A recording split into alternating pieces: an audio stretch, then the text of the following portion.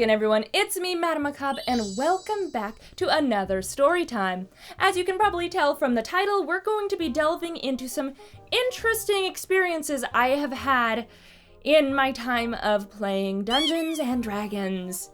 Now, I should start off saying I do still to this day really like these games. I am still actively playing. I mean, technically I use them interchangeably, but I'm even actively now, I'm in a Pathfinder campaign with a great team, with a wonderful dungeon master. So, you know, it's not all downhill from here, but what I should say, it's a miracle that I am playing at all, because my introduction to D&D was probably one of the worst ever. I did not have a good dungeon master. It was a very awkward experience. Nothing was good about it. So instead of rambling on, I'll just dive right into the story of my first ever time playing Dungeons and Dragons and how that nearly destroyed the whole thing for me.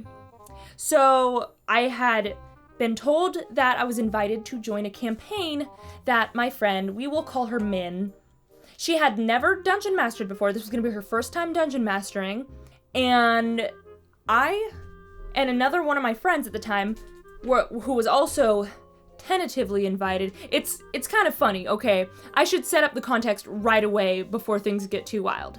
I was invited to play, and my now roommate, who was a couple years ago when this happened, the roommate of the dungeon master, we were friends, and my dungeon master's roommate, who was my friend and also friends with another friend of mine, we had decided it would be fun to see if we could get our other friend to play with us, because otherwise it would literally just be me, my now roommate, and the dungeon master's fiance playing. And that was still too skinny of a party. We didn't have enough players to really balance out the team. And we were like, oh, we can ask our other friend to play. And we were all excited about that. And the only problem is the dungeon master had always kind of hated, like, low-key, like, you could tell she always played nice, but you could tell she always hated this girl. But, so that led to some interesting things, but she was like, yeah, you can totally come, we need another player, sure, but you're gonna need to make your character and be here on time. We're like, we've never played before, can we get some help with making our character? No. Okay. So we spent a lot of time online trying to figure that stuff out, and we got it together. The game is going to be set up to be played at 5 p.m. on a Friday. That's an interesting time. What are you playing with, Boober? That's an interesting time, considering 5 p.m. on Friday. That puts it right in the middle of rush hour, and they live in a different city that we would have to cut through a major highway thoroughfare that goes through a point that bottlenecks and is notoriously bad for absolute disgusting traffic. And I was not looking forward to having to deal with that at that time. So I asked, hey, would it be possible maybe if we came over early so we can come before traffic, because that's a really nasty time for traffic in the area. And she's like, no, I wanna relax, I wanna play some video games, I wanna decompress after work, I don't want anybody else over here. Oh, well, we could just go hang out in my now roommate, Doe. We could hang out in Doe's room. No, I don't want any company right now. I'm not up to company. So, we can't get here any sooner, and we gotta go through rush hour traffic on a Friday in peak rush hour time. There's a potential that we could be late, just letting you know. Things happen in traffic. Oh, it shouldn't be a problem. You should still be able to get here in time. Okay. All right.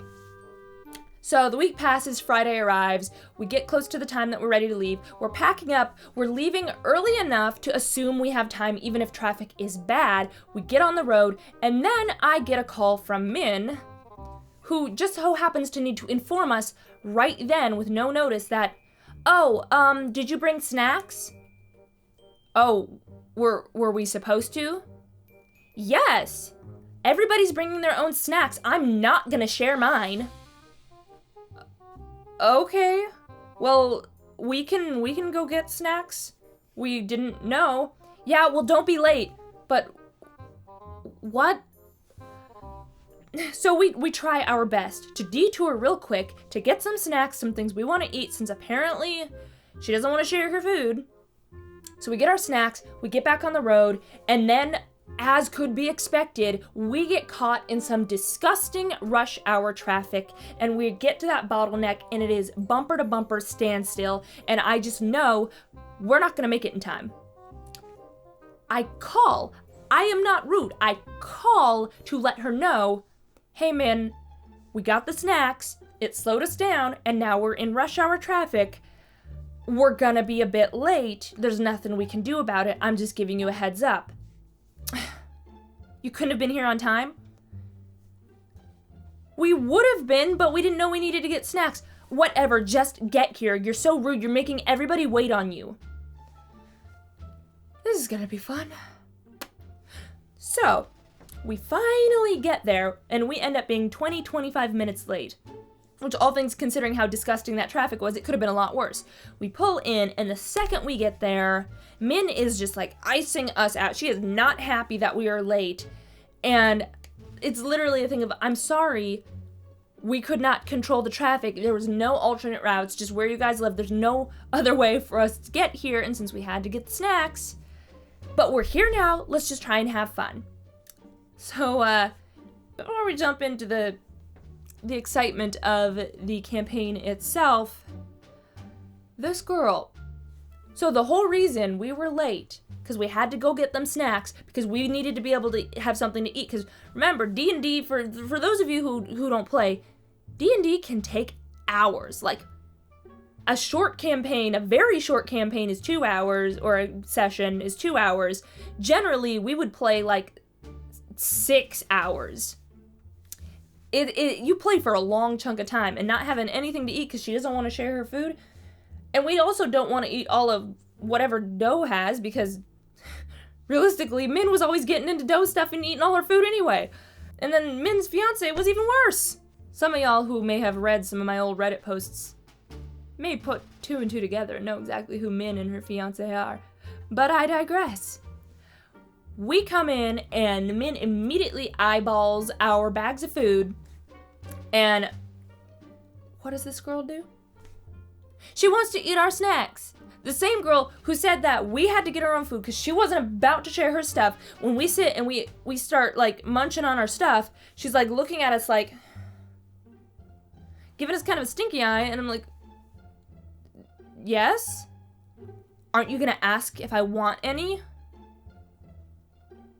But you said everybody was responsible for their own snacks. What do you mean? You are a guest in my house and you're not even gonna offer me snacks? But you've got bags of snacks right there. Well, that looks good and I don't have any of those. Oh boy. It's... Is it a mystery? Is it a mystery why I'm not friends with this person anymore?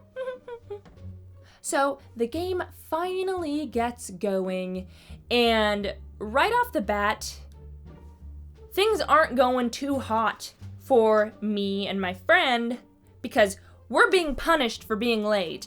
And like, I guess that's kind of the sign of a not great dungeon masters, if they're gonna like change the rules, abuse the rules, mush things around just to punish you because they're personally mad at you for something stupid. Like that's not great. That's not great. From my limited understanding, the mark of a good dungeon master is you should be trying to aim for everybody to have a good time and have fun. It shouldn't just be you having fun at their expense. If everybody else is miserable and you're having a good time, you're not a good dungeon master. But anyway, so she is just ragging on us, having NPCs be rude to us for no reason, and it's just starting to be no fun, because every time we try and do something, she puts some new obstacle in our way. Meanwhile, the exact opposite, her fiancé, everything happens for him easily. Like, he's allowed to do whatever he wants. Everybody bows down to him. It's just stupid.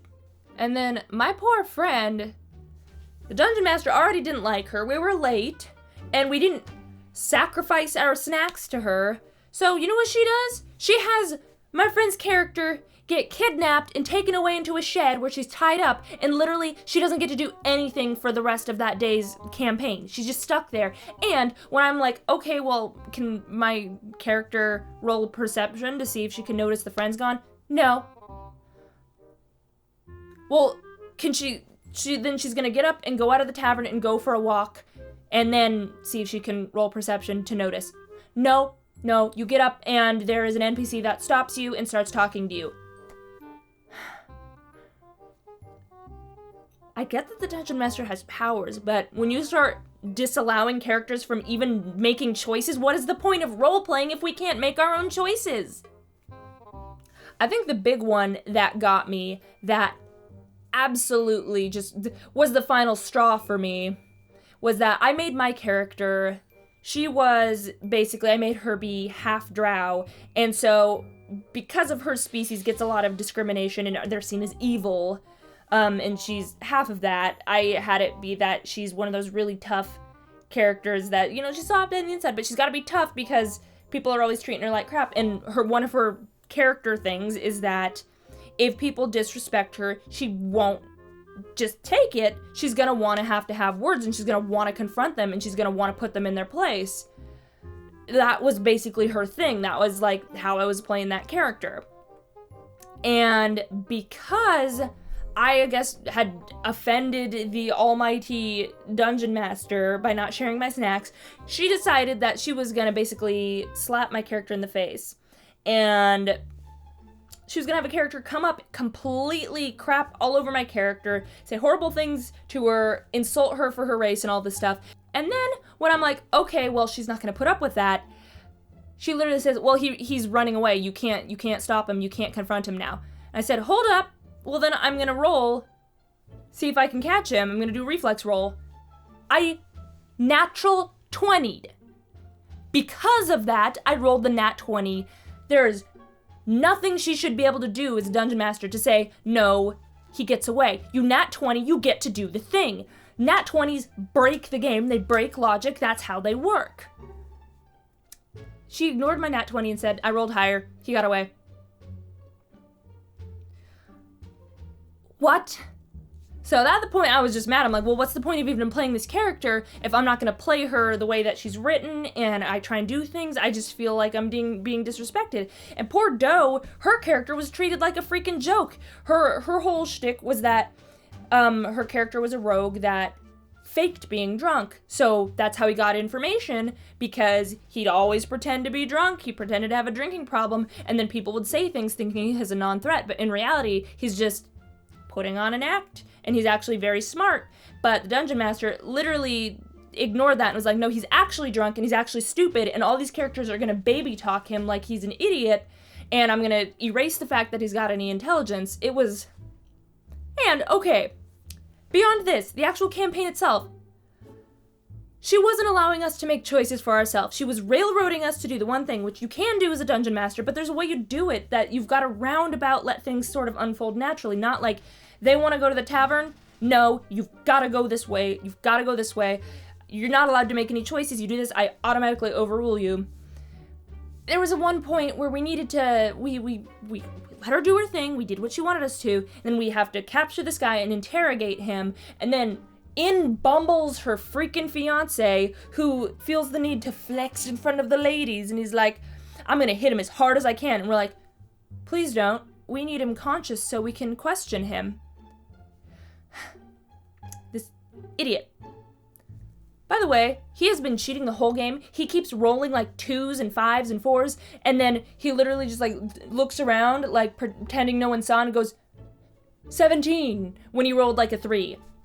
He cheated on so many freaking rolls. We saw him do it, and she let him get away with it. But anyway, so he flubs a really high roll, and then she says he knocked him out and he's barely alive now. And literally the way to move the story forward was to interrogate him. So we would literally have to sit and wait for him to come back to consciousness again, because this idiot, even though everybody told him not to do it, did it. And he had to, of course, he couldn't take the shame of doing a weak little hit with his low roll, so he had to flub it, and it's just more on the mountain of poo that was this first campaign. It was awful. And this was just one of the terrible campaign experiences I had. I've played other ones that were horrible, like the good old Gary Stew dude that we played with, the extremely overpowered for our own good. But that will have to be its own story for another time, because this is already getting long. But I will say, the irony, the sadness, whatever you want to call it, after we wrap things up, basically, I was not happy. None of us were happy. We basically expressed that we felt like we were being treated pretty badly, and that we didn't appreciate it and we didn't enjoy it. And literally, even though we made these character sheets, we wrote them, literally, the dungeon master demanded we hand over our character sheets so that she could fix them for us. And I was like, no, I made this sheet, because mind you, I didn't even have it in the computer. I just had written it all in pen. But she demanded we give her our sheets, and then she kicked us out. And I never got that character sheet back. That character sheet's gone. I lost that character. I never got, I did all the work. And then I get a text message later that night, basically tearing into us for being the rudest, most ungrateful people she's ever experienced playing with before. And she used this line, and basically, we told her that, hey, you weren't treating us very nicely. You were extremely rude to our new friend, who you barely even know. You didn't make it a welcoming environment. You punished us. You were very cruel to us. Nobody was having fun, except for you and your fiancé, and we asked to leave several times, and you got angry. That wasn't a lot of fun. I don't think we want to play with you anymore. And her response was that we're bad people. The roundabout point that I was getting to, the one that gets me is, she used the line, "You don't even have the basic human decency to show up on time." Dude, this was 5 or 6 years ago, and that still just burns my biscuits. Basic human decency to show up on time. First of all, basic human decency?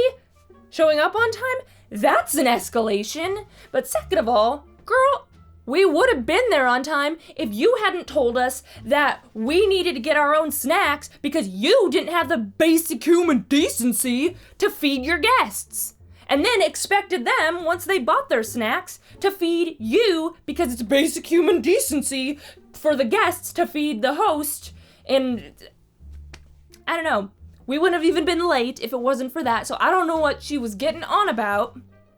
I'm still spicy over this because it's bullcrap. So, unsurprisingly, I went about 2 years without ever playing any sort of D&D RPG game ever again at that point, because that was such a bad experience.